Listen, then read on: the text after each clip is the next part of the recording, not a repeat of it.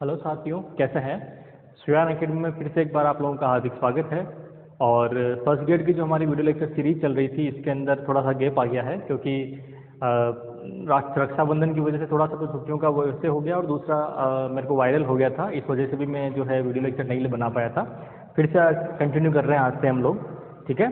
तो last time तक जो हमने पढ़ रहे थे वो थे ऑप्टिक्स के अंदर हम चल रहे थे ना, और ऑप्टिक्स का लगभग एंड का ही चल रहा था, और मेरे हिसाब से आज मैं एंड करवा दूंगा उसको, ठीक है। तो ऑप्टिक्स में हम जो पढ़ रहे थे वो पढ़ रहे थे किसके बारे में, डबल रिफ्लेक्शन वाला जो हमारा टॉपिक था उसके बारे में हम लोग पढ़ रहे थे, ठीक है। तो डबल रिफ्लेक्शन होता क्या है, सारी चीज़ें हमने देख ली थी, उसमें पोलराइड का क्या यूज होता है, एनालाइजर वगैरह सब हमने वो देख लिया था। उसके बाद में जो है बचता ये है कि एक हाइगेंस की थ्योरी जो है वो बचती है कि डबल रिफ्लेक्शन होता क्यों है। उस पर हाइगेंस ने अपनी एक थ्योरी दी थी, वो हमें देखना है, जिसमें हम हाइगेंस की थ्योरी में ये देखेंगे कि जो ई रे हमारी यानी कि ऑर्डिनरी रे और एक्स्ट्रा ऑर्डिनरी जो रे है, ई और ओ रे, उनका जो रिफ्लेक्टिव इंडेक्स होता है ना, जो रिफ्लेक्टिव इंडेक्स है ना, अपवर्तनांक होता है माध्यम में, वो ई और ओ किरण के लिए अलग अलग होता है। इसलिए क्या होती है, जब वो किसी मीडियम से निकलती है तो दोनों क्या होती है, डाइवर्ट हो जाती है अपने जो है कह सकते हैं कि जो एक सिंगल पथ पे चल रही होती है उनका पथ क्या होता है, दोनों का अलग अलग हो जाता है, उसमें पाथ डिफरेंस आ जाता है, ठीक है। पाथ डिफरेंस की वजह से क्या आता है, फेज डिफरेंस, और ये सारी चीज़ें वहाँ पे हो जाती है उत्पन्न, और वो ई और ए जो है वो अलग अलग हो जाती है, जिसे हम क्या बोलते हैं, डबल रिफ्लेक्शन जिसको हम बोलते हैं ना। तो वो घटना वहाँ पे होती है, ठीक है। तो हाइगेंस ने जो है ये कहा था कि अगर हम ऑप्टिकल एक्सिस, तो देखो कोई भी क्रिस्टल होता है उसमें क्या होती है, ऑप्टिकल एक्सिस होती है, उस ऑप्टिकल एक्सिस के अकॉर्डिंग अगर हम चल रहे हैं तो ई और ओ रे जो होती है वो कभी भी सेपरेट नहीं हो पाती है ना। उसके लिए जो है वो रिफ्लेक्टिव इंडेक्स उस ऑप्टिकल एक्सिस के अलोंग, उस ऑप्टिकल एक्सिस यानी कि प्रकाशिक अक्ष जो है उसके अनुदिश जो है उसमें रिफ्लेक्टिव इंडेक्स यानी कि अपवर्तनांक जो है वो सेम रहता है, और उसके लंबवत दिशाओं में क्या रहता है, अगर उससे लंबवत दिशाओं में जाते हैं ऑप्टिकल एक्सिस के, मान लीजिए ऑप्टिकल एक्सिस से इधर से कोई रे अगर जा रही है तो ई और रे में कोई चेंजेस नहीं है, ठीक है। अगर इसी क्रिस्टल को मैं ऐसे कर देता हूँ तो ये क्या ऑप्टिकल एक्सिस, इसके परपेंडिकुलर अगर कोई रे जा रही है तो वो क्या होंगी, उन दोनों का रिफ्लेक्टिव इंडेक्स अलग अलग आएगा, तो उससे क्या होगी, वो रे आगे पीछे हो जाती है, ठीक है। तो अगर मान लीजिए ओ रे है वो अगर मान लीजिए कि स्पेरिकल बन रही है, ऑप्टिकल एक्सिस के परपेंडिकुलर क्या बन रही है, स्पेरिकल अगर बन रही है यानी कि गोलीय बन रही है, तो जो ई होगी वो क्या बनेगी, क्योंकि वो या तो उससे आगे रहेगी या उससे पीछे रहेगी, वो डिपेंड करेगा कौन सा क्रिस्टल है, तो या तो उससे आगे जाएगी या उससे पीछे रहेगी, तो वो कैसी बनेगी, वो बनेगी दीर्घवृत्त यानी कि इलिप्स की तरह बनेगी, ठीक है। ये जो है सिद्धांत किसने दिया था, हाइगेंस ने। तो ये हमारा जो आज का टॉपिक रहेगा वो रहेगा,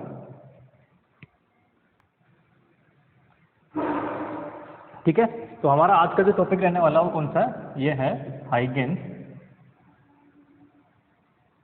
हाइगेंस, ठीक है, थ्योरी ऑफ डबल रिफ्लेक्शन,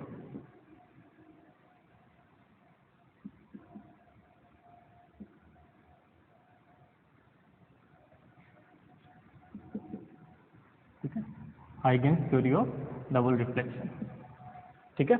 तो Huygens theory of double reflection जो है वो ये अभी मैंने आपको बता ही दिया था, ये सब क्यों होता है उसका रीजन मैंने आपको बताया था, ठीक है, कि जो आपका रिफ्लेक्टिव इंडेक्स है वो क्या है, दोनों जो आपके पास ई और ओ रे होती है, एक्स्ट्रा ऑर्डिनरी और ऑर्डिनरी रे, उनके लिए अलग अलग होता है, इसलिए वो आगे पीछे हो जाती है, ठीक है।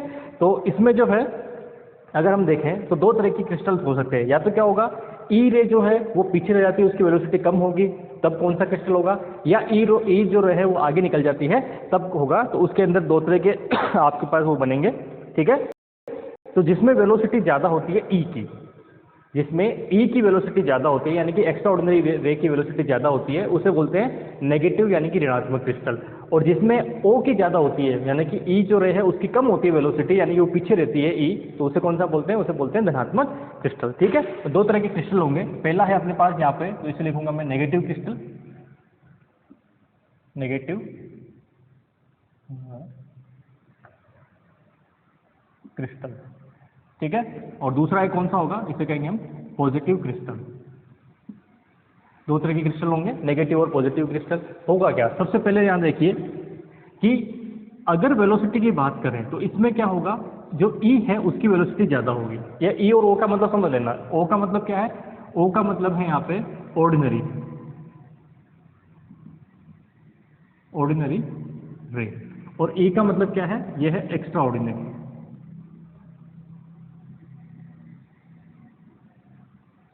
यानी कि साधारण किरण, और दूसरी कौन सी है, असाधारण किरण, ठीक है। तो ये जहाँ पे भी ओ लिख रहा हूँ इसका मतलब ऑर्डिनरी के लिए लिख रहा हूँ यानी साधारण के लिए लिख रहा हूँ, जहाँ पे भी ई लिखा है किसके लिए लिखा है, ठीक है। वी का मतलब ये वेलोसिटी की बात हम कर रहे हैं, किसकी बात कर रहे हैं, वेलोसिटी की। तो जो वेलोसिटी है उस क्रिस्टल में क्या होती है, जो नेगेटिव क्रिस्टल है उसके अंदर ये वाली कंडीशन होती है, और पॉजिटिव क्रिस्टल में क्या होता है, इसका जस्ट अपोजिट हो जाता है। ठीक है, हो गया सेकेंड। दूसरा, अगर वेलोसिटी चेंजेस है तो उस म्यू पे क्या इफेक्ट पड़ेगा, क्योंकि म्यू क्या होता है आपने देखा होगा, म्यू जो है वो है C/V। म्यू को ऐसे डिनोट करते हैं हम लोग, रिफ्रैक्टिव इंडेक्स क्या होता है, C/V। ठीक है, तो मीडियम में वेलोसिटी, ऊपर नीचे वाला क्या है, मीडियम में वेलोसिटी, ऊपर वाला क्या है जो आपके पास वैक्यूम है उसमें वेलोसिटी। इसी तरह से म्यू को डिफाइन करते हैं। तो ये क्या हो जाएगा, जब ये छोटा है तो ये अपने यहाँ पे क्या हो जाएगा, इधर बड़ा हो जाएगा। ठीक है, ये क्या है, रिफ्रैक्टिव इंडेक्स, रिफ्रैक्टिव इंडेक्स यानी कि अपवर्तनांक। ठीक है, इसमें क्या होगा, जस्ट इसका अपोजिट उल्टा हो जाएगा।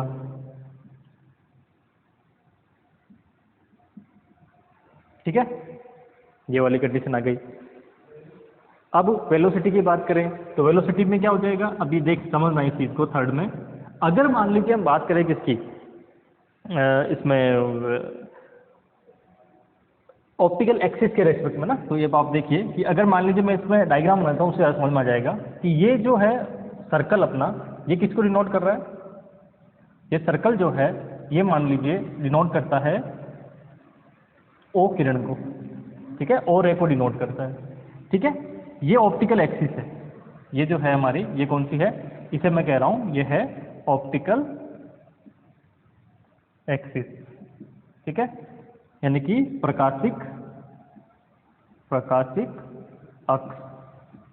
अगर ये प्रकाशिक अक्ष यानी कि ऑप्टिकल एक्सिस है तो इसमें क्या होगा कि जब ओ किरण के लिए, मैंने आपको क्या बताया था, ओ किरण में ऑप्टिकल एक्सिस जिस तरफ है उस तरफ जो है वेलोसिटी में कोई चेंजेस नहीं होगा। यानी कि यहाँ पे इस पॉइंट पे, इस पॉइंट के ऊपर ई और ओ जो आपके पास दोनों किरण हैं उन दोनों की वेलोसिटी सेम रहेगी। ठीक है, लेकिन ऑप्टिकल एक्सिस से दूर अगर जाते हैं तो क्या होता है, ई की ज्यादा होती है और ओ की वेलोसिटी क्या होती है, कम होती है। तो ओ की वेलोसिटी कम होती है, इसका मतलब इस पॉइंट के ऊपर अगर मैं बात करूं, इस पॉइंट पर अगर बात करूं ऑप्टिकल एक्सिस के परपेंडिकुलर, तो अगर ओ वाले की यहाँ पे है तो वेलोसिटी इसकी ज्यादा है, ज्यादा इसका मतलब ई वाला कहाँ होगा, यहाँ होगा। ठीक है, तो ये कैसे बनेगा डायग्राम, ये इस तरह से, यहाँ सेम रहेगा, सिमिलरली यहाँ से आगे बढ़ोगे तो ये, और फिर वापिस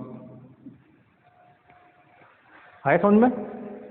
ठीक है, तो हुआ क्या, ये जो किरण है ये मेरी ई किरण है, ई रे है, और ये जो है अंदर वो कौन सी है, ओ रे है। तो ये तो सर्कुलर है, या इसको कह सकते हैं कि इसका जो तरंग आग्रह है, इसका वेव जो फ्रंट है वो वेव फ्रंट कैसा है, इसका वेव फ्रंट जो है वो स्फेरिकल है। तो इसका कैसा हुआ, इसका दीर्घवर्तज हुआ है ना, इलिप्सॉइड ना, जो वैसा हुआ इसका। ठीक है, इलिप्स की तरह का हुआ। ठीक है, इधर आ जाइए, इधर अगर बात करूं पहले तो आप सबसे पहले बनाएंगे ओ किरण के लिए, ओ किरण के लिए मान लीजिए कैसा है, वही गोलाकार। ये क्या है इसकी ऑप्टिकल एक्सिस, लिख नहीं रहा हूँ, बाकी है दोनों चीज सेम। ये क्या है आपकी ऑप्टिकल एक्सिस।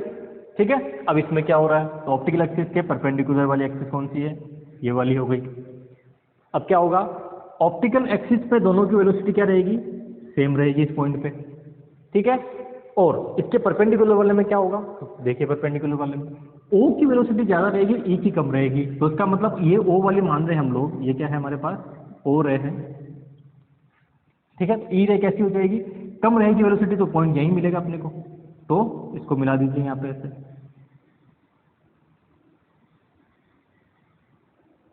इस बार भी कैसी बन रही है, इस बार भी दीर्घवृत्त जैसी बन रही है, लेकिन प्रॉब्लम क्या है, इस बार ये अंदर बन रही है किसके, ओ के, है ना। तो ये कौन सी हो गई हमारे पास, ई रे हो गई।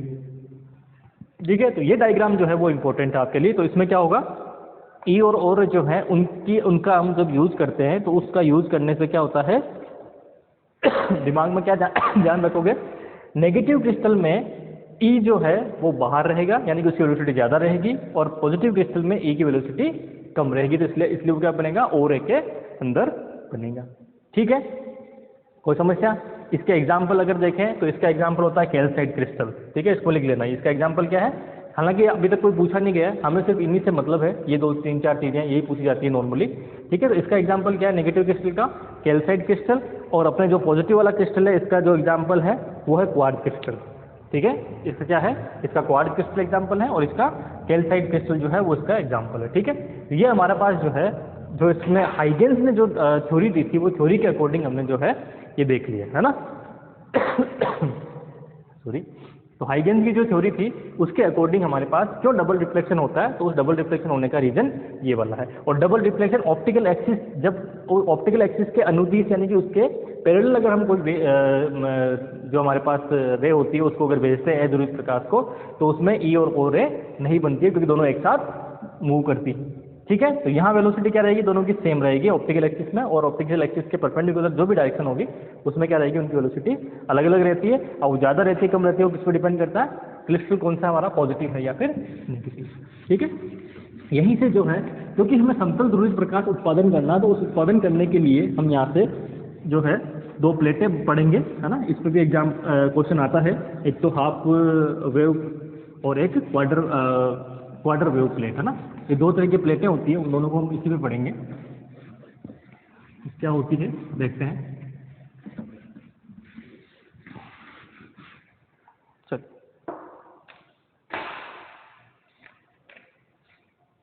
इसमें और भी थ्योरी दे रखी है इसके बारे में, तो ज़्यादा थ्योरी पे अपने को नहीं जाना है। हमें तो नॉर्मली सिर्फ ये बात करनी है कि भाई एग्जाम के अकॉर्डिंग हमारे पास क्या इंपॉर्टेंट है ना। बाकी थ्योरी बहुत सारी दे रखी है, उस पर हमें नहीं जाना है।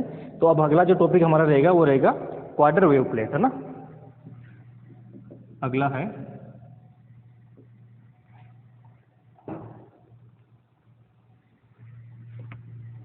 Quarter wave and half wave plate.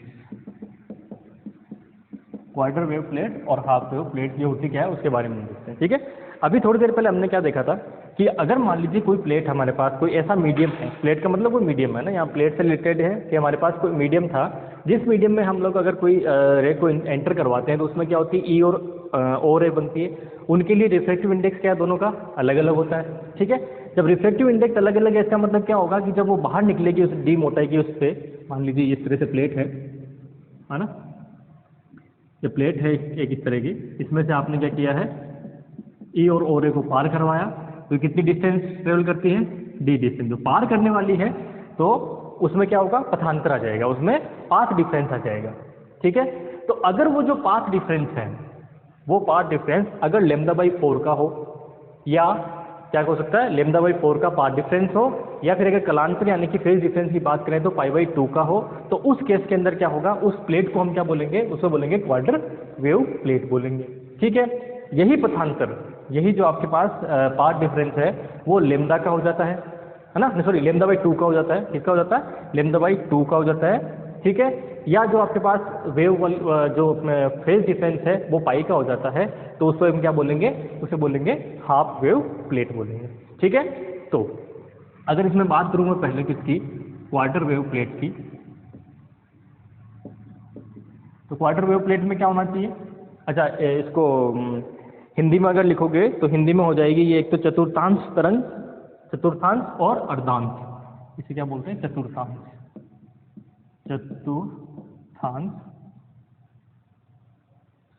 Plate है क्या? चतुर्थांश तरंग प्लेट, चतुर्थांश तरंग प्लेट। ठीक है, चतुर्थांश तरंग प्लेट और अर्ध तरंग प्लेट, इसे क्या हाफ वेव को क्या बोल देंगे? इसे बोल देंगे अर्ध तरंग। चलो मैं आगे लिख दूंगा। तो हाफ जो क्वार्टर प्लेट है उसका मतलब क्या है? उसका मतलब ये है कि जो पथांतर है आपका, इंग्लिश में कहेंगे तो पाथ डिफरेंस, ये जो पाथ डिफरेंस है ये कितना होना चाहिए? ये होना चाहिए λ/4। ठीक है, पाथ डिफरेंस कितना होना चाहिए? पाथ डिफरेंस अगर आपके पास λ/4, किसमें? ई और ओ रे में। ये दिमाग में रखना, किसमें होना चाहिए? ई और ओ रे के बीच में। ठीक है, किसमें है? ये लिख लेना यहाँ पे,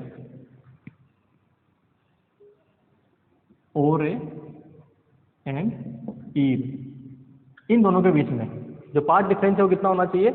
λ/4 का। तो उसका मतलब कलांतर होगा वो कितना हो जाएगा? कलांतर का मतलब हो गया फेज डिफरेंस।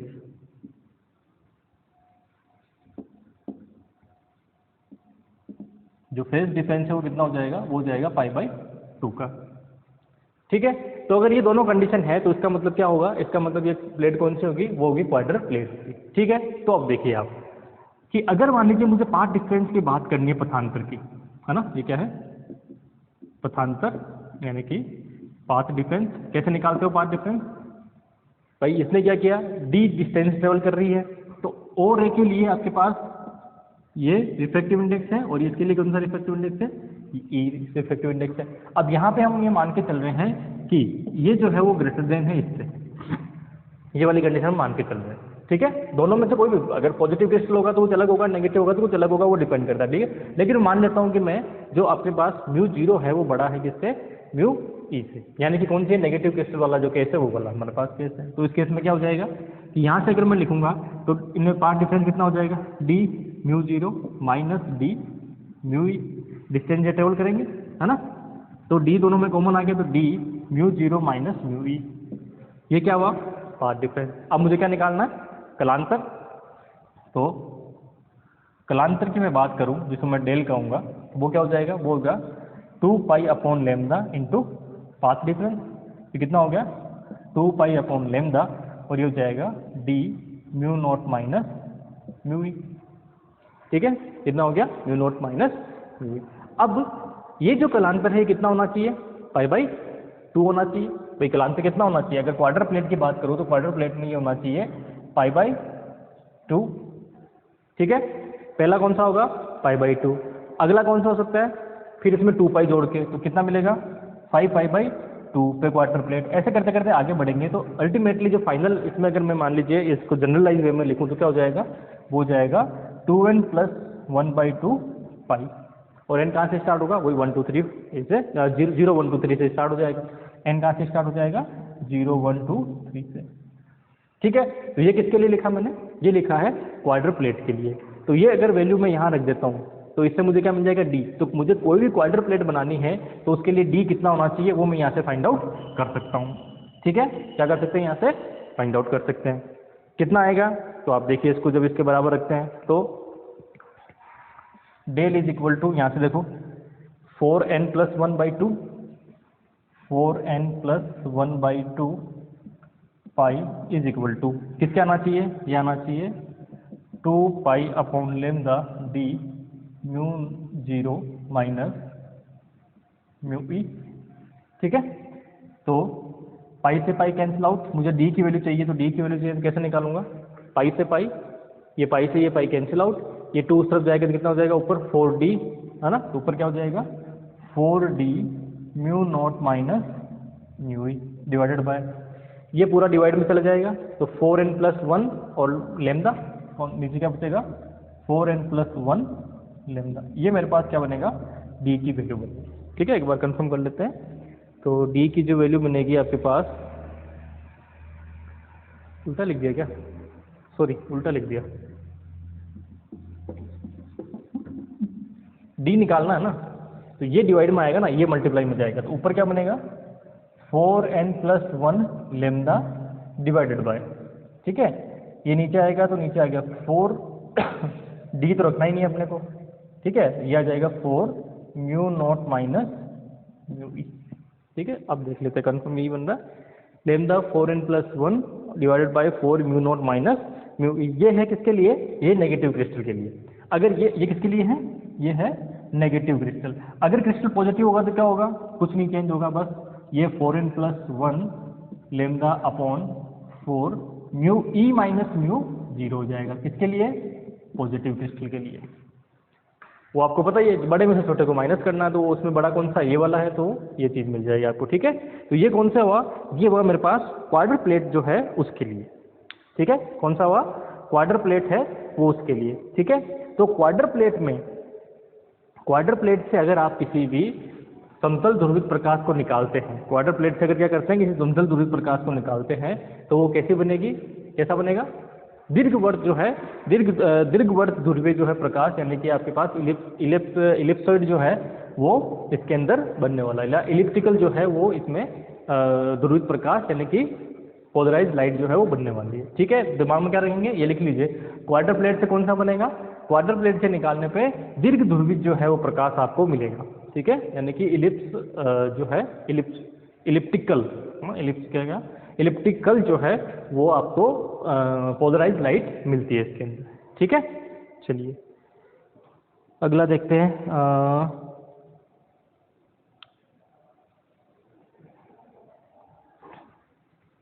अब है अर्ध तरंग वाला, है ना। तो अब यहाँ पे मैं सेकंड नंबर लगा देता हूँ क्योंकि इसमें ज़्यादा चेंजेस कुछ करने वाला हूँ नहीं। सेकंड पे आ जाएगा आपके पास हाफ वेव। ठीक है, तो अर्ध तरंग, अर्ध तरंग प्लेट। अर्ध तरंग प्लेट में क्या होगा, ये λ/2, तो ये पाई मिलेगा आपको। ठीक है, बाकी सेम ही चलेगा यहाँ से। अब यहाँ चेंजेस होगा। ठीक है, यहाँ क्या चेंजेस होगा, यहाँ पे जो ये वैल्यू मिलने वाली है बस यही मेन इंपॉर्टेंट है, बाकी वो वही चलेगी। यहाँ क्या करना है, यहाँ पे जो है आपको पाई 3 पाई 5 पाई वैसे चलेगा ना, क्या होगा पाई 3 पाई 5 पाई इस तरह से चलेगा। तो कुल मिला के जो है आपको अगर इसकी जनरल वैल्यू में लिखूँ तो क्या हो जाएगा 2n + 1 पाई, है ना। क्या हो जाएगा 2n + 1 पाई और n = 1 2, ये इस तरह से आगे बढ़ता रहेगा। ठीक है, तो यहाँ जो है फिर चेंजेस हो जाएगा। ये मैं मिटा के लिख देता हूँ वापिस एक बार। इसमें क्या होगा, इसमें आपको जो है यहाँ पे डेल = मिल रहा है 2n + 1 पाई इक्वल टू, यहाँ क्या हो जाएगा ये 2 π/λ d μ0 - μe। ठीक है, पाई से पाई कैंसिल आउट, तो कुल मिला के डी अगर मैं देखना चाहूँ तो डिस्टेंस से कितनी होनी चाहिए, है ना, मोटाई कितनी होनी चाहिए प्लेट की, तो कितनी हो जाएगी डी = तो बाकी सब इसके डिवाइड में किसके 2n + 1 पाई से पाई तो कैंसिल आउट हो गया, 2n + λ ये बचेगा ओनली 2 और μ0 μ। ठीक है, एक बार कंफर्म कर लेते हैं। 2n + 1 पाई से पाई कैंसिल आउट। ठीक है, ये इसके मल्टीप्लाई में आ गया लेमदा, और ये सारा इसके डिवाइड में 2 μ0 - e।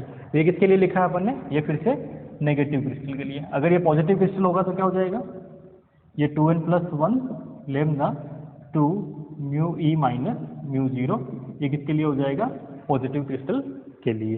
ठीक है, तो कुल मिला के जो है समतल ध्रुवित प्रकाश को अगर मान लीजिए इस पे अपन कर देते हैं, ठीक है,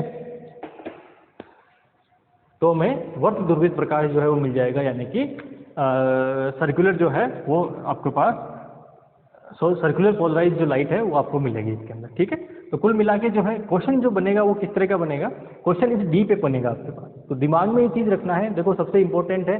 अब इसको याद तो नहीं रख पाओगे, है ना, इसको सिर्फ और सिर्फ समझना पड़ेगा। समझना कैसे पड़ेगा कि आप सबसे पहले क्या निकालोगे, ये पथांतर निकालोगे, पार्ट डिफरेंस निकालोगे। पार्ट डिफरेंस कितना आएगा, डी μ0 - μe, जो बड़ा होगा उसे देख लेंगे ना। क्वेश्चन में अगर μe बड़ा है तो ये इधर आ जाएगा, और μ0 बड़ा है तो ये इस तरह का फॉर्मूला हो जाएगा। जो बड़े है उसमें छोटे को माइनस हमने को करना है। ठीक है, चलो, तो ये वाला केस हो गया। फिर उसके बाद में इसको, अब ये कौन सी चतुर्थांश प्लेट बोल रहा है, ये कौन सी प्लेट बोल रहा है, चतुर्थांश प्लेट बोल रहा है या अर्ध अंश प्लेट वाली बोल रहा है। ठीक है, अर्ध तरंग प्लेट बोल रहा है तो इसका मतलब हमारे पास फर्स्ट केस कौन सा बनेगा, पाई वाला बनेगा, तो उसको पाई के बराबर रख दो।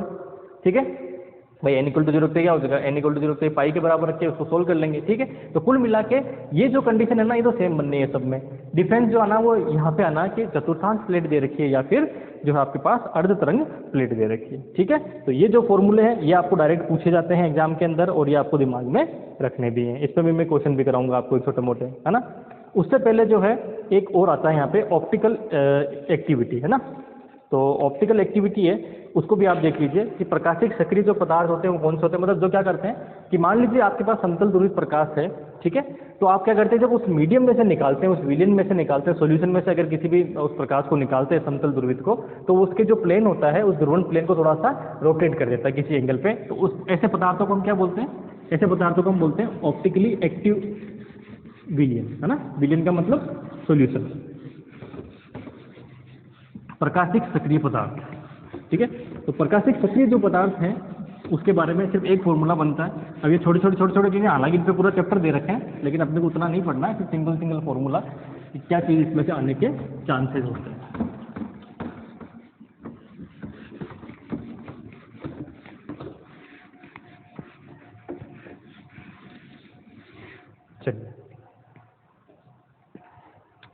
तो अब अगला कौन सा है, वो है ऑप्टिकल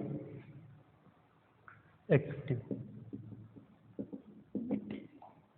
ठीक है, ऑप्टिकल एक्टिविटी मतलब, ऑप्टिकल एक्टिविटी का मतलब है समतल ध्रुवित प्रकाश के तल को घुमा देना, यानी कि जो प्लेन पोलराइज जो लाइट है, उस प्लेन पोलराइज जो लाइट है, उस लाइट को क्या करते हैं, उसके जो प्लेन है उस प्लेन को रोटेट कर देते हैं। ठीक है, अब कितने एंगल से करेंगे वो बाद में देखेंगे, वो डिपेंड करता है किस पे, वो डिपेंड करता है कंसंट्रेशन पे। जो हमारा सॉल्यूशन है उसकी कंसंट्रेशन कितनी है, सॉल्यूशन जिस ट्यूब में आपने भरा उस ट्यूब की लेंथ कितनी है। ठीक है, इन दो चीज़ों पे वो डिपेंड करता है, जो एंगल होता है वो। ठीक है, तो यहाँ से अगर मैं देखूँ तो इसमें जो आपके पास एक फॉर्मूला बनता है, उस फॉर्मूले की मैं बात कर लेता हूँ। विलियन के लिए लिख रहा हूँ, किसके लिए लिख रहा हूँ वो फॉर्मूला, सॉल्यूशन के लिए, और उसी के लिए पूछते हैं, है ना, किसके लिए है, सॉल्यूशन के लिए।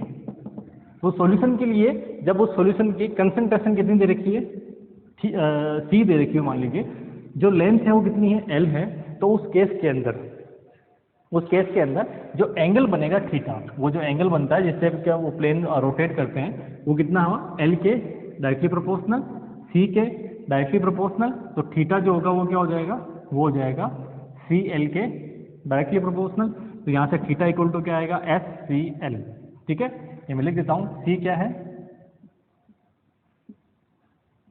कंसंट्रेशन यानी कि सांद्रता किसकी, विलियन की, एल क्या है, length of tube.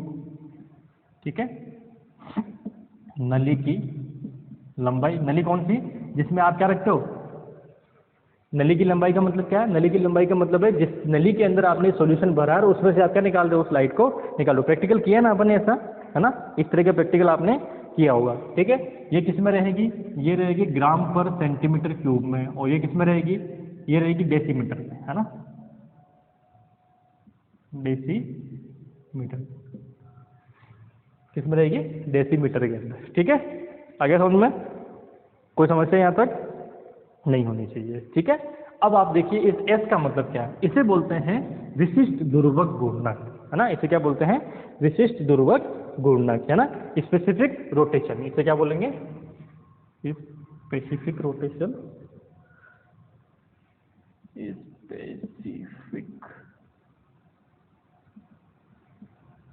Specific rotation. ठीक है, और आपको मैक्सिमम केस के अंदर ये स्पेसिफिक रोटेशन जो है ये आपको निकालने के लिए देंगे। ठीक है, मैक्सिमम केस में क्या होगा, ये स्पेसिफिक जो रोटेशन है यही आपको निकालने के लिए एग्जाम में दिया जाएगा, और ये क्या होगा, ये होगा कि S is equal to theta upon c l. ठीक है, ये क्या होगा, S is equal to theta upon c l. ठीक है, तो इसका मतलब क्या हुआ, इसका मतलब हुआ अगर C जो है 1 ग्राम पर सेमी क्यूब, L जो है वो 1 डेसीमीटर है। ठीक है, तो उस केस में S इक्वल टू किसके हो जाएगा, थीटा। तो इसका मतलब क्या हुआ, इसका मतलब ये हुआ कि जो अगर ऐसा कोई सॉल्यूशन है जिसकी कंसंट्रेशन कितनी हो, 1 ग्राम पर सेमी क्यूब, और वो 10 जो आपके पास कह सकते हैं कि सेंटीमीटर कह सकते हैं, डेसीमीटर का मतलब क्या है, 10 सेंटीमीटर बराबर 1 डेसीमीटर होता है ना, ये लिख लेना आप कि 10 सेंटीमीटर इक्वल टू 1 डेसीमीटर। ठीक है, तो 1 डेसीमीटर लंबाई की कोई अगर आपके पास नली है, उसमें आपने ये 1 ग्राम पर सेंटीमीटर क्यूब में विलियन डाला है सांद्रता का, ठीक है, उस कंसंट्रेशन का, तो जो एंगल जो मिलेगा अपने को, जो रोटेट होगा वो कितना हो जाएगा, वो उसका विशिष्ट ध्रुवण गुणक यानी कि स्पेसिफिक रोटेशन हो जाएगा। ठीक है, हिंदी में क्या कहेंगे, विशिष्ट ध्रुवण गुणक जो है वो कहेंगे। ठीक है, पोलरीमीटर जो होती है उससे प्रैक्टिकल हम करते हैं। ठीक है, और ये प्रैक्टिकल आपने किया भी होगा, कोई ज़्यादा इंपॉर्टेंट है नहीं, बस अपने को ये चीज़ दिमाग में रखनी है। इस पर एक छोटा सा क्वेश्चन कई बार न्यूमेरिकल पूछ लेते हैं, और यही ऑप्टिकल एक्टिविटी। ऑप्टिकल एक्टिविटी का मतलब है कि जो प्लेन पोलराइज लाइट है उसके तल को घुमा देना, वही क्या है, ऑप्टिकल एक्टिविटी होती है। ठीक है, प्रकाशिक सक्रियता होती है। ठीक है, तो अब जो अभी जितना भी हमने पढ़ा उस पर मैं एक दो न्यूमेरिकल आपको करवा देता हूँ, ताकि आपको बाकी सब चीज़ें हैं वो दिमाग में रहे, और इसके बाद हम जस्ट जब न्यूमेरिकल हो जाएंगे एक दो, तो हम चलेंगे लेजर वाले में, क्योंकि आज मैं ऑप्टिक्स आपको कंप्लीट करवाऊंगा। लेजर वाले में जो है आपको सीधे क्वेश्चन जो आता है वो मैं आपको यहाँ करवाने वाला हूँ। ठीक है, उसके न्यूमेरिकल तो नहीं जाएंगे लेजर वाले, क्योंकि लेजर के जो कैविटी से रिलेटेड जो सारे न्यूमेरिकल है वो नेट के लेवल के क्वेश्चन है, तब वो वहाँ की बात करेंगे। यहाँ जो आपके पास है वो क्या है, कि ये कोफिशिएंट क्या होते हैं, है ना। आइंस्टीन कोफिशिएंट जो है मेनली उसी पे क्वेश्चन आता है और वो फिक्स क्वेश्चन है ना। ए और बी जो आइंस्टीन कोफिशिएंट है, ए अपॉन बी जो है वो किसके डायरेक्टली प्रोपोर्शनल होता है। इस तरह का न्यूमेरिकल क्वेश्चन, सॉरी एक थ्योरेटिकल क्वेश्चन है वो डायरेक्ट आता है, वो मैं भी आपको दिखवा दूंगा, है ना। तो पहले मैं अभी जो आज पढ़ाया है उसके ऊपर कुछ क्वेश्चन देख लेते हैं।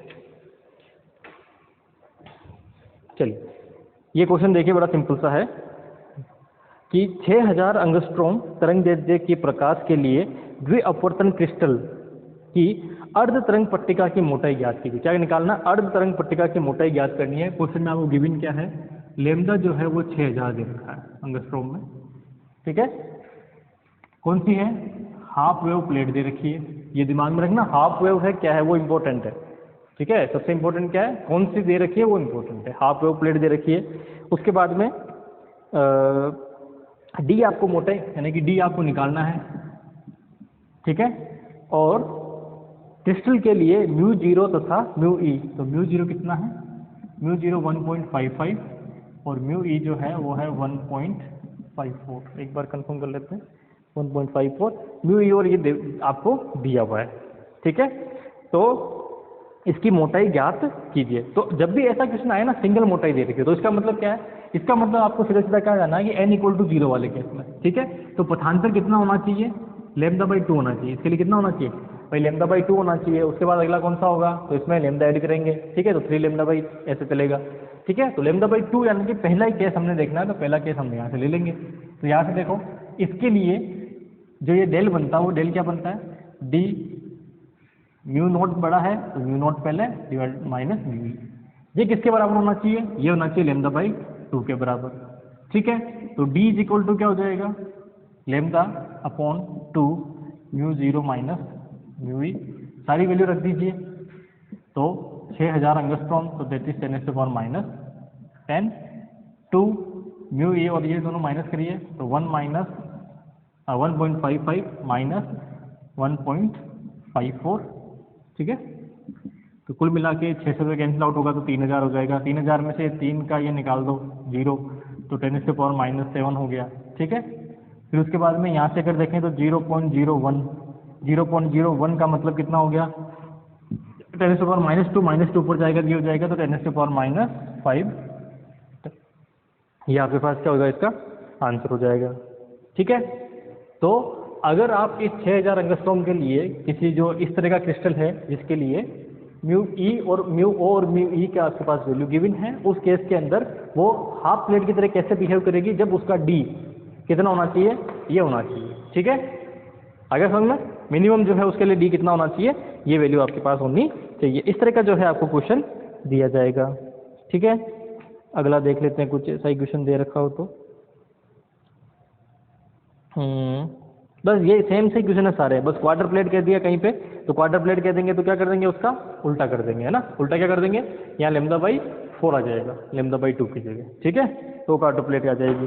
तो ये सारी चीज़ें तो हो गई है, तो इसमें मुझे लगता नहीं कुछ कराने जैसा है क्वेश्चन में,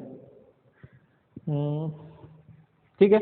एक विशेष ध्रुवण गुणनका ले लेते हैं, वो भी बड़ा सिंपल सा क्वेश्चन आता है। चलो यही क्वेश्चन है दिए हुए शक्कर के घोल का विशिष्ट ध्रुवण गुणनक ज्ञात कीजिए। दिए हुए शक्कर के घोल का विशिष्ट ध्रुवण गुणनक ज्ञात करना है।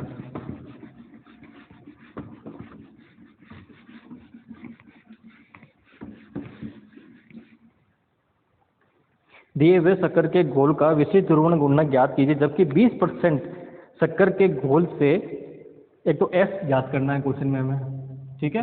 विशेष ध्रुवण गुणनक मतलब स्पेसिफिक रोटेशन ज्ञात करना है। फिर उसके बाद में दिया क्या है, जबकि 20% शक्कर के घोल से घूर्णनतल कितना घूम जाता है, थीटा = 26.4 डिग्री, ठीक है। 26.4 डिग्री घूम जाता है। नली की लंबाई कितनी है, L 0.20 मीटर, ठीक है, ये गिवन है। तो विशिष्ट ध्रुवण गुणनक इसका निकालता है। तो सबसे पहले इसमें कंसंट्रेशन की बात हमें करनी है। कंसंट्रेशन क्या है, 20% शक्कर का घोल। अब इसका मतलब समझे, परसेंटेज को पहले तो आपको कन्वर्ट करना पड़ेगा सी में। तो वो क्या होता है, 20% को कैसे लिखते हैं, 20/100, तो कितना हुआ 1/5। तो इसका मतलब क्या हुआ, इसका मतलब ये है कि 1 लीटर पानी अगर लेते हैं, ठीक है, या इसमें कह सकते हैं कि अगर 1000 लीटर 100 लीटर पानी लेते हैं तो उसमें 20 किलो क्या डाली अपन ने, शक्कर डाली, यही है इसका मतलब। ठीक है, तो इसका मतलब क्या हुआ कि ये इस तरह से अगर मैं लिखूं तो ये हो जाएगा ग्राम पर सेमी क्यूब। ये आपको दिया परसेंटेज का मतलब यही है कि आपको जब भी परसेंटेज को कन्वर्ट करना है ना, परसेंटेज को जब आपको कन्वर्ट करना क्या करते हैं, उसको 100 से डिवाइड कर देते हैं तो किस में हो जाती है, बिन में बदल जाती है ना, तो हमने उस तरह से इसको बदल दिया है। ठीक है, एक तो ये चीज़ आ गई। थीटा में गिवन है एल, एल किस में लेनी, एल हमेशा डेसीमीटर में, ये दिमाग में रखना। यहाँ पे आपको हमेशा ध्यान रखना कि ये डेसीमीटर में होनी चाहिए। तो मीटर को डेसीमीटर में बदलते हैं तो कैसे बदलते हैं, मीटर को जब आप डेसीमीटर में बदलोगे तो कैसे बदलोगे, तो मैंने क्या कहा था कि एक 10 सेंटीमीटर वो किसके बराबर होता है, 1 डेसीमीटर के बराबर होता है। तो पहले सेंटीमीटर में बदल लो। सेंटीमीटर में बदलने के लिए क्या करेंगे, 100 से गुणा करेंगे। भाई मीटर को सेंटीमीटर बदलने के लिए 100 से गुणा, तो कितना आ जाएगा, 20 सेंटीमीटर आ गया। 20 सेंटीमीटर, अब 10 सेंटीमीटर बराबर 1, तो कुल मिला के कितना हो गया, 2 डेसीमीटर। तो डेसीमीटर में कितना हो गया, 2 डेसीमीटर। ठीक है, सारी चीज़ आ गई है। इससे हम क्या निकाल लेंगे, एस। अब हमारे पास क्या होता है, थीटा इज इक्वल टू होता है एस सी एल। ठीक है, तो s equal to theta upon c l. Theta कितना है 26.4 डिवाइडेड बाय सी कितना है 1/5 गुणा ये कितना है 2। इसको ऊपर भेज दीजिए और इसको सोल्व करेंगे तो फाइनली जो आप सोल्व करेंगे इसकी जो वैल्यू आने वाली है वो आएगी 66 प्रति डेसीमीटर। ठीक है, प्रति डेसीमीटर ग्राम और सेंटीमीटर क्यूब। ठीक है, किसमें आएगी, ग्राम सेंटीमीटर क्यूब। ठीक है, तो प्रति डेसीमीटर प्रति ग्राम सेंटीमीटर क्यूब, ये इसका आंसर आ जाएगा, स्पेसिफिक रोटेशन। ठीक है, गलती होने के चांसेस जो रहेंगे बस वो ये रहेंगे, तो इसको आप दिमाग में जरूर रखें। इसको हमेशा किस में बदलना है, डेसीमीटर में बदलना है, और डेसीमीटर में बदल के ही इसका सोल्यूशन करना है। और डेसीमीटर में बदलने का तरीका बड़ा है सिंपल कि 10 सेंटीमीटर बराबर 1 डेसीमीटर, तो पहले सेंटीमीटर में कन्वर्ट करके और फिर उसके बाद में इसको आगे ऐसे सॉल्व कर सकते हैं। इसके अलावा जो है आपके कोई न्यूमेरिकल क्वेश्चन इससे ऑप्टिकल एक्टिविटी से नहीं बनता। मैक्सिमम क्या होगा, ये 3 दे के ये पूछ लेंगे, ठीक है, या फिर ये 3 दे के एल पूछ लेंगे, या एल और एस और थीटा दे के सी पूछ लेंगे। तो ये आपस में इन्हीं में चलता रहेगा, तो वो आप अपने आप कर सकते हैं। और यहाँ पे डिग्री को रेडियन में नहीं बदलना है, दिमाग में रखना, क्योंकि डिग्री में आंसर आता है इसका। ठीक है, इसका रेडियन में आंसर नहीं आता, इसका किसमें आता है, डिग्री में आंसर आता है। ठीक है, चलिए, तो ये यहाँ पे जो है आपका ऑप्टिक्स से रिलेटेड जो भी पोर्शन है मेरी तरफ से कंप्लीट है। अब लेजर का पोर्शन बचा है, ठीक है, तो वो मैं आपको यहाँ पे थोड़ा सा बता देता हूँ। लेजर,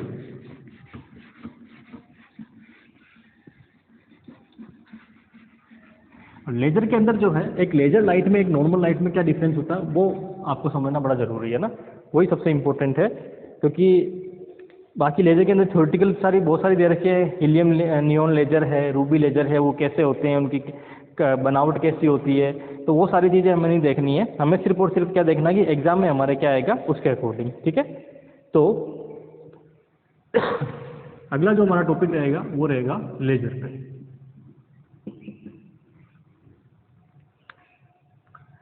फुल फॉर्म देखें तो light amplification by stimulated emission of radiation. ठीक है, क्या है, अब इंपॉर्टेंट चीज क्या, इंस्टिमुलेटेड। इंस्टिमुलेटेड को अगर हिंदी में मैं कहूँ तो हिंदी में इसे बोलेंगे, देखो उद्दीप्त, जिसको क्या बोलते हैं, इंस्टिमुलेटेड का मतलब क्या है, उद्दीप्त। उद्दीप्त का मतलब क्या है इसको समझना। देखो नॉर्मल एक मैंने आपको क्या बताया, लाइट कैसे बनती है, तो लाइट ऐसे बनती है कि कोई भी एटम है ना, तो उस एटम के अंदर क्या है, इलेक्ट्रॉन्स है, उन इलेक्ट्रॉन्स को हम बाहर से क्या देते हैं, एनर्जी। तो जो एनर्जी देंगे तो वो क्या करेगा, एनर्जी लेके फोटोन से और एक्साइटेड स्टेट में चला जाएगा। जब वो एक्साइटेड स्टेट में जाता है, ठीक है, ये दो इसको समझना आप लोग। ठीक है, ये ग्राउंड स्टेट है और ये एटम की क्या है, एक्साइटेड स्टेट है। हालांकि जाता कौन है, इलेक्ट्रॉन। इलेक्ट्रॉन एक्साइटेड स्टेट में जाने का मतलब अल्टीमेटली हम क्या कहते हैं, वो इलेक्ट्रॉन जो गया इसका मतलब एटम खुद चला गया। पहले कहाँ होता है, ग्राउंड स्टेट में। आप क्या करते हो, यहाँ से एनर्जी देते हो फोटोन के रूप में। तो अगली स्टेप में क्या होगा, अगली स्टेप में जो है ये यहाँ चला जाएगा। ठीक है, अगली स्टेप में क्या होगा, यहाँ चला जाएगा। यहाँ ये कितने टाइम तक दे सकता है, तो इक्वल टू 10⁻⁸ सेकेंड, ये इसका मेन टाइम होता है। इस टाइम तक रह सकता है। उसके बाद क्या होगा, यहाँ से स्वतः उत्सर्जन होगा, किसका, स्वतः उत्सर्जन होगा फोटोन का, और वो वापस कहाँ जाएगा, इस वाले, है ना। तो ये एनर्जी कितनी है, ये En, ये E। ठीक है, तो यहाँ से क्या होगा, एक फोटोन निकलेगा, वापिस ये कहाँ आ गया, ग्राउंड स्टेट में आ गया। ठीक है, और यहाँ से क्या निकाल दिया, एक फोटोन निकाल दिया जिसकी energy h nu equal to e n minus e m के बराबर होगी। ठीक है, और ये जो लाइट है यही क्या होती है, हमारी जो नॉर्मल लाइट है जिसकी वैल्यू कितनी होती है, ये दोनों एनर्जी लेवल के बीच की वैल्यू वो होती है आपके पास, जो अपने पास व्हाइट लाइट यानी कि जो हमारे 7 रंग है उनमें में से कोई एक इसका क्या होगा, उसके बीच की जो रेंज है 3800 एंगस्ट्रॉम से लेके 7800 एंगस्ट्रॉम के बीच के अंदर क्या रहती है, इनकी वैल्यू रहती है, जिससे हमें क्या दिखता है, वाइट जो लाइट है हमारी वो दिखाई देती है। ठीक है, ये एक नॉर्मल प्रोसेस है किसके लिए, तो यहाँ इंपॉर्टेंट चीज़ क्या है, इंपॉर्टेंट चीज़ है ये, इसे क्या बोलते हैं, स्वतः उत्सर्जन। जब ये वापस नीचे आ रहा है जैसे क्या बोलते हैं, स्वतः उत्सर्जन यानी कि स्पॉन्टेनियस एमिशन। ये स्पॉन्टेनियस एमिशन है, इसमें हमारा कोई रोल नहीं है, एक नॉर्मल लाइट में इसमें हमारा कोई रोल नहीं है। यहाँ से जो एटम हम सिर्फ एटम को ऊपर भेज सकते हैं, वो हमारे हाथ में है, भेजने के बाद नीचे आना उसके खुद के हाथ में है। तो ये एक नॉर्मल लाइट का केस होता है। तो इसमें क्या, जितने भी फोटॉन्स निकलते हैं वो फोटॉन्स क्या होते हैं, रेंडम निकलते हैं, उनमें कोई कलांतर या कोई कह सकते हैं उनमें कोई फेज का जो है संबंध है, कला संबंधता नहीं होती है, उसमें कोई भी जो है कला संबंधता नहीं होती है। लेकिन यहाँ पे अगर हमारे पास ऐसा एक एटम हो जो एक मेटा स्टेबल स्टेट हो, जिसमें क्या हो, एक मेटा स्टेबल स्टेट हो, तो ये क्या होगी, ये बीच में कोई एक स्टेट है जिसे क्या बोलते हैं, मेटा स्टेबल। यहाँ तो ये क्या करें 10 की घात 8 सेकंड तक रहता है, लेकिन यहाँ ये क्या कर सकता है 10 की घात -3 सेकंड तक रह सकता है, यानी कि 10 की घात -5 सेकंड और ज़्यादा रह सकता है। तो उस केस के अंदर क्या होता है, यहाँ से इस एटम को नीचे लाना अब अपने हाथ में है। ठीक है, ये क्या है, अपने हाथ में है, तो उसे हम क्या बोलते हैं, उसे बोलते हैं उद्दीप्त उत्सर्जन यानी कि इंस्टिमुलेटेड एमिशन। क्या बोलते हैं, इंस्टिमुलेटेड यानी कि उद्दीप्त।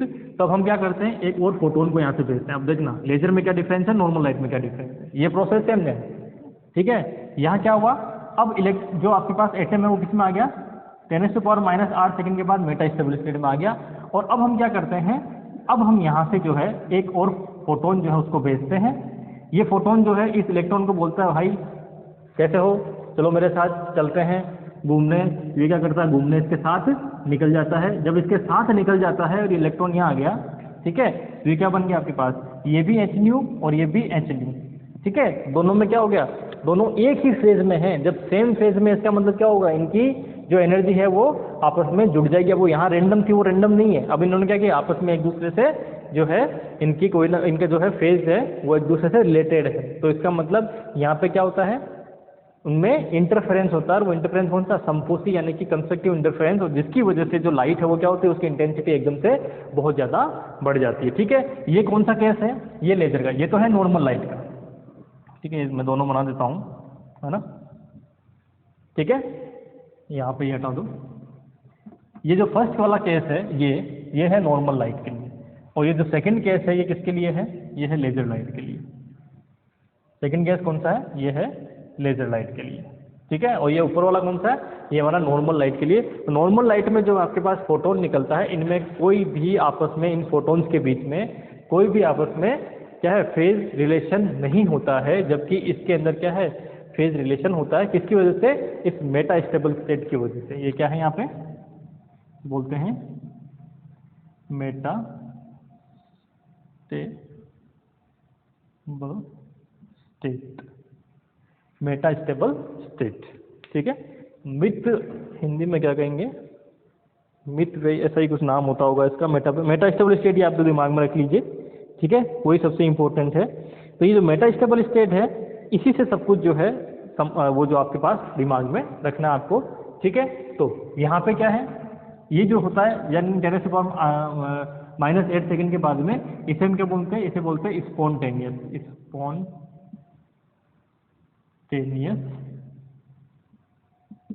एमिशन। ठीक है, हिंदी में कहेंगे तो स्वतः उत्सर्जन। ठीक है, यहाँ क्या होता है, स्वतः उत्सर्जन। ठीक है, और ये क्या है, इसे बोलेंगे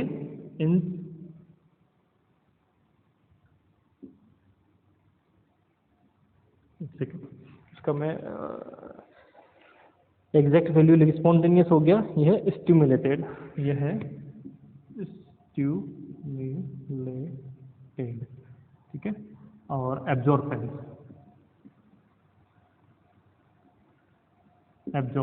ठीक है, और हिंदी में कहेंगे तो हो जाएगा उद्दीप्त अवशोषण।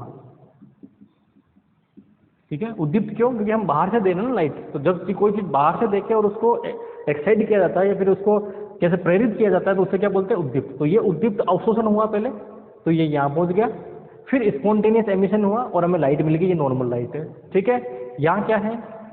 यहाँ क्या है देखो, तो स्टिम्युलेटेड एब्जॉर्प्शन जो कि सेम हो रहा है, ठीक है, वही उद्दीप्त अवशोषण। और यहाँ जो हो रहा है ये क्या है? ये है स्टिम्युलेटेड एमिशन। ठीक है। स्टिम्युलेटेड एमिशन का मतलब क्या हो गया? उद्दीप्त उत्सर्जन।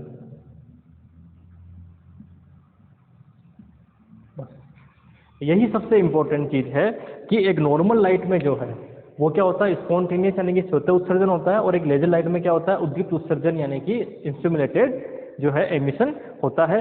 ये जो चीज़ है यही सबसे इम्पोर्टेंट है, और इसी की वजह से जो है लेजर लाइट जो है उसमें क्या है, क्योंकि हम अपने हिसाब से उस फोटोन को नीचे, एटम को नीचे ला रहे हैं, है ना। तो अपने हिसाब से अगर नीचे ला रहे हैं, इसका मतलब हम जो बाहर से इंस्टिमुलेटेड करके, यानी कि इसको नीचे लाने के लिए मेटास्टेबल में से क्या करते हैं? इंस्टिमुलेटेड जो है एक लाइट बाहर से भेजते हैं, वो उसको साथ में लाती है और दोनों क्या होते हैं? एक फेज में आ जाते हैं, जिससे कि उसकी इंटेंसिटी क्या होती है? बहुत ज़्यादा बढ़ जाती है। ठीक है। तो कुल मिला के ये जो है ये सबसे इम्पोर्टेंट वाला केस हुआ, कौन सा? इंस्टिमुलेटेड जो है। तो आपको दिमाग में थ्योरेटिकल क्वेश्चन क्या रखना है कि लेजर लाइट के अंदर जो एमिशन होता है वो एमिशन कौन सा है? इंस्टिमुलेटेड यानी कि उद्दीप्त उत्सर्जन होता है, जबकि नॉर्मल लाइट में स्पॉन्टेनियस यानी कि स्वतः उत्सर्जन होता है। ठीक है। यही सबसे इंपॉर्टेंट कंसेप्ट है, बाकी कोई बहुत बड़ी बात नहीं है। अब मैं इसको आगे थोड़ा सा न्यूमेरिकल वैल्यू कुछ फाइंड आउट करता हूँ, आइंस्टीन कोफिशिएंट है उनकी, है ना।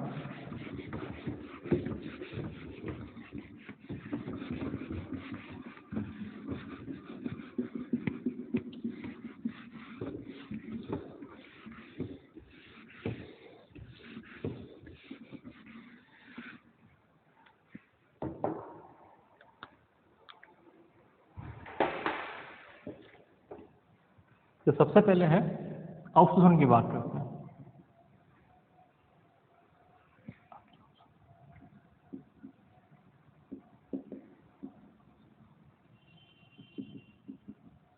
ये अवशोषण है ना।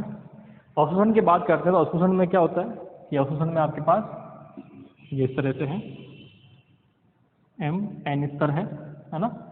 तो इसमें क्या होता है? इस एम स्तर जो है हमारा ग्राउंड स्टेट है, इसके अंदर हम क्या भेजते हैं? पहले तो एक रे भेजेंगे और फोटॉन्स भेजेंगे। उन फोटॉन्स को क्या करेगा? ये अब्जॉर्व करेगा और वो यहाँ जाएगा। तो इसका मतलब क्या हुआ? बाहर से हम जो लाइट दे रहे हैं उसकी इंटेंसिटी पे डिपेंड क्या कर रहा है? कितने फोटोन पर सेकंड में दे रहे हैं उतने ही ज़्यादा एटम्स क्या होंगे? ऊपर जाएंगे। पहली बात तो समझ में आ गई। ठीक है।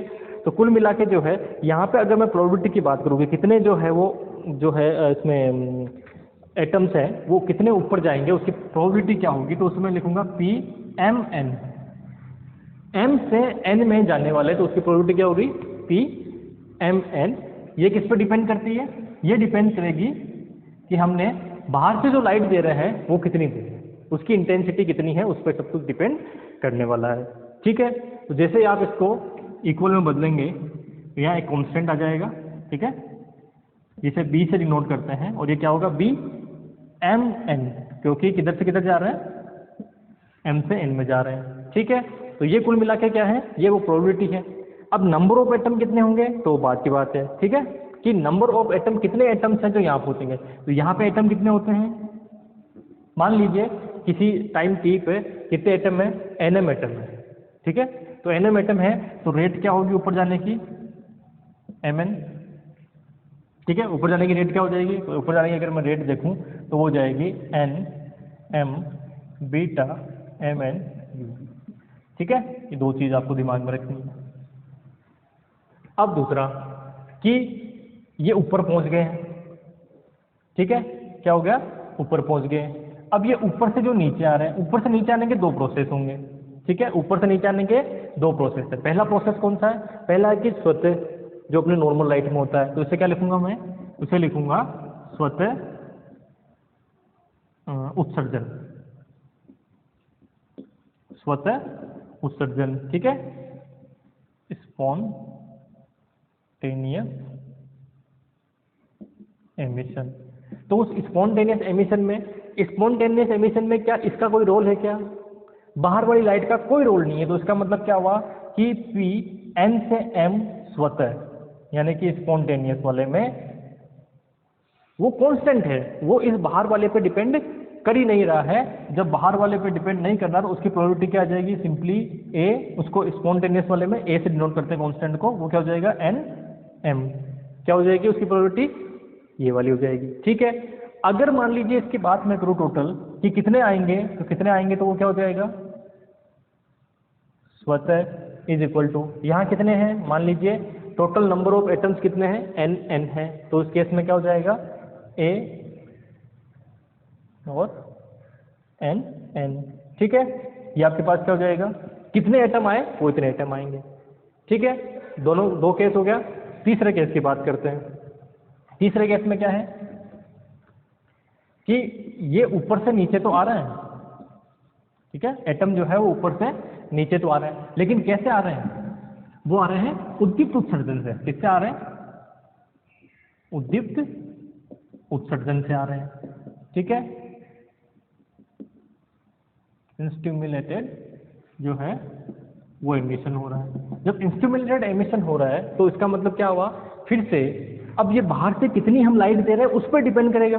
आप समझ पा रहे हो ना? इंस्टिमुलेटेड का मतलब क्या है? बाहर से आप जो लाइट दे रहे हो वो लाइट इसको बोल रही है कि हाँ भाई तू नीचे जा, हमारे साथ साथ चलते हैं दोनों, बीड़ू बीड़ू, वो बीड़ू बन के साथ में चल जाते हैं। तो इसका मतलब क्या हुआ? ये जो डिपेंड कर रहा है किस पर डिपेंड कर रहा है? ये इस पे डिपेंड कर रहा है। और यहाँ क्या होगा? NM। ठीक है, और यहाँ इंस्टिट्यूट लिख देता हूँ। ठीक है, तो ये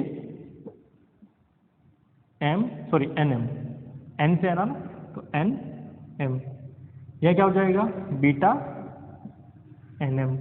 ठीक है, यहाँ क्या हो जाएगा? ये स्मॉल n, ठीक है, ये NM और ये NM। ठीक है, तो तीनों चीजें आ गई, आगे तीनों चीजें। अब इसको मैं अगर मान लीजिए टोटल मिला के बात करूं, टोटल मेरे पास R जितने ऊपर जाएंगे उतने ही क्या होंगे? नीचे आएंगे। भाई जितने एटम यहाँ से ऊपर भेजोगे वही तो वापस नीचे आएंगे। अब नीचे आने के दो तरीके हो सकते हैं, ठीक है, वो अलग अलग बात है, लेकिन आएंगे तो उतने ही ना, उससे ज़्यादा तो नहीं आ सकते। ठीक है, तो ऊपर जाने वाले कौन से थे?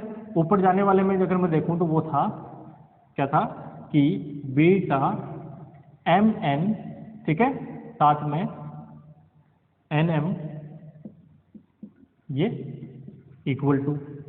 नीचे आने वाले में एक स्पॉन्टेनियस और एक ये, तो दोनों रख दीजिए। तो स्पॉन्टेनियस में पहले लिखेंगे तो NM प्लस बीटा NM और U न्यू। ठीक है, कोई समस्या नहीं यहाँ तक? अब जो है इसको पूरे को मैं रीअरेंज करता हूँ। ठीक है, जैसे ही इस पूरे को मैं रीअरेंज करूंगा, मैं फाइनल इसकी वैल्यू लिख देता हूँ ना, आप देख लेना इसको ये रीअरेंज करके। जो ये आपके पास वैल्यू मिलेगी, ये मिलेगी NM upon beta divided by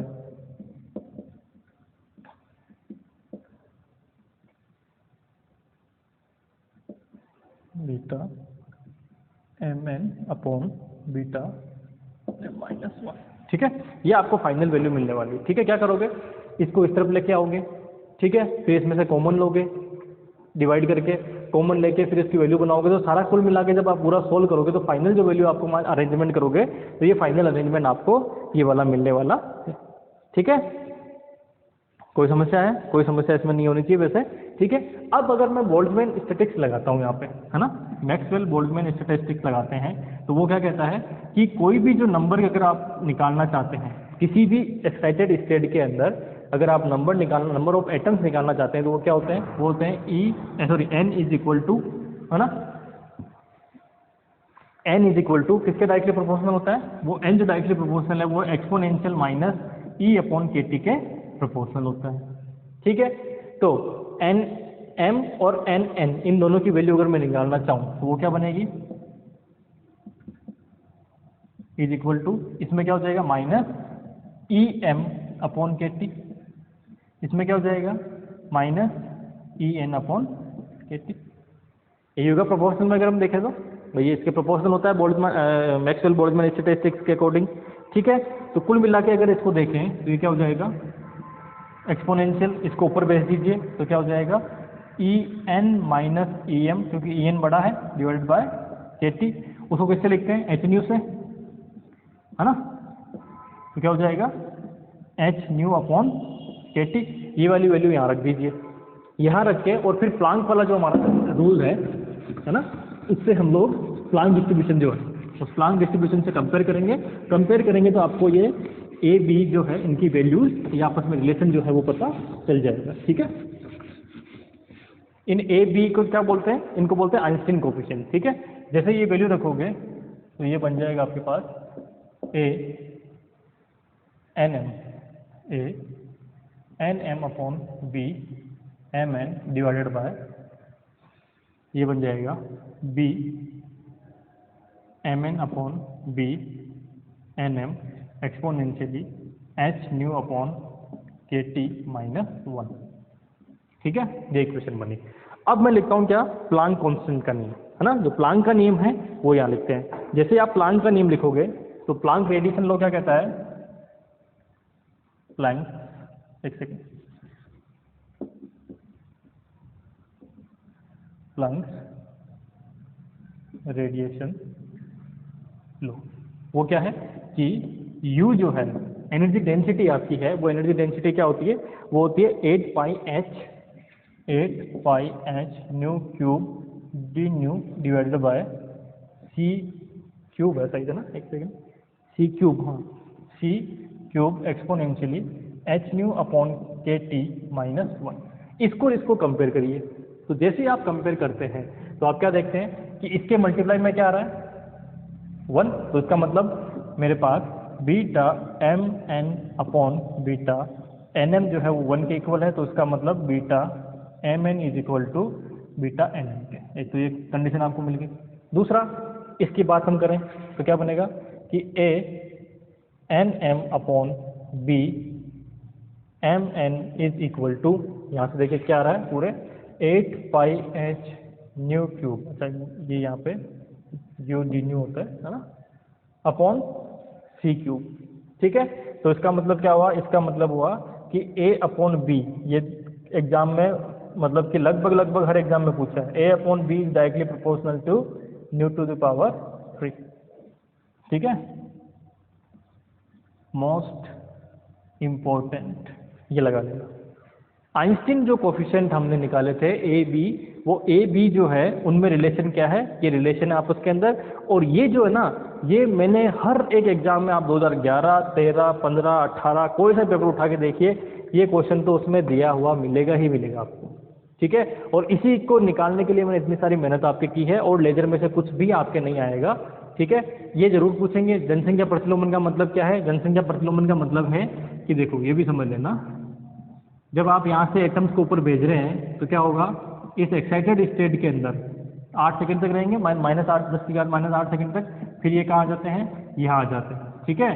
तो यहाँ तो क्या हो गया, ग्राउंड स्टेट में एटम कम हो गए और एक्साइटेड स्टेट में एटम ज़्यादा हो गए, तो इसको हम क्या बोलते हैं, जनसंख्या प्रतिलोमन यानी कि पॉपुलेशन इन्वर्जन, ठीक है। इसे क्या बोलते हैं, पॉपुलेशन इन्वर्जन बोलते हैं, ठीक है। तो लिख लेना ये पॉपुलेशन इन्वर्जन, एक टॉपिक डाल लीजिए पॉपुलेशन इन्वर्जन यानी कि जनसंख्या प्रतिलोमन, और लिखिए कि जब पहले हिंदी में लिखा देता हूँ, जब उत्तेजित अवस्था में परमाणुओं की संख्या मूल ऊर्जा स्तर से ज़्यादा हो जाती है तो इसे जनसंख्या प्रतिलोमन कहते हैं। When the number of atom in excited state is greater than the number of atom in ground state, then this condition is called population inversion, ठीक है। ये आप एक चीज़ लिख लें, और ये दिमाग में आप रखें, न्यू टू द पावर 3 जो है ये आप दिमाग में रखेंगे, ठीक है। ये आपको कई बार एग्जाम में जो है पूछा गया क्वेश्चन है। और इसके अलावा जो है इसमें फिर तो ये लेजर आ जाते हैं, यूनी लेजर वगैरह कैसे होते हैं, क्या होते हैं, ये आपको पढ़ने की जरूरत नहीं है, ठीक है।